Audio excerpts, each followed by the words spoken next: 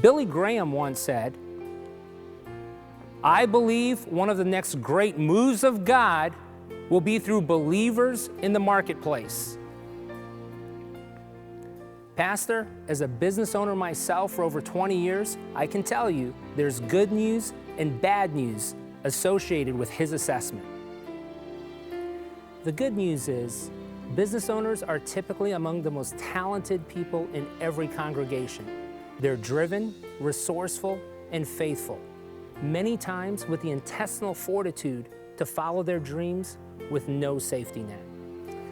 The bad news is, these same talented individuals are many times not engaging their talents for the kingdom.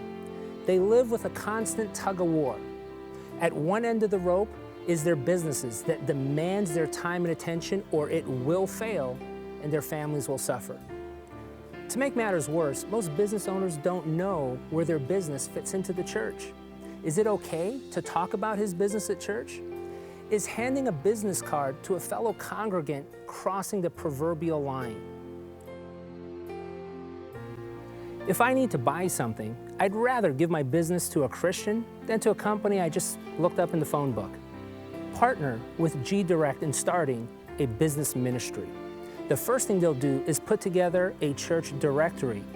How cool would that be to have a listing of every business owned by someone in your church? Anytime someone needs anything, they could turn to a brother or sister in Christ first. Sounds a lot like the first century church, doesn't it?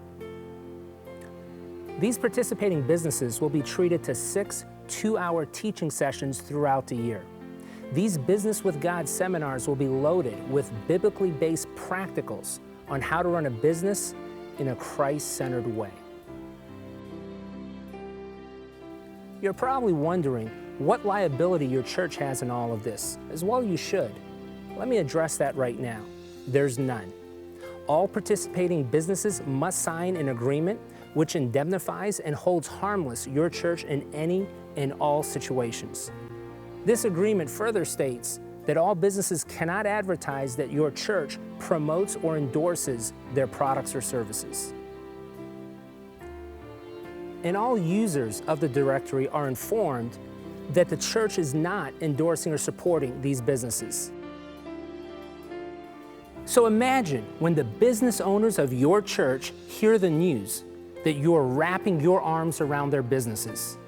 This action on your part, this extension of an open invitation, will lead them to share that gift with your church.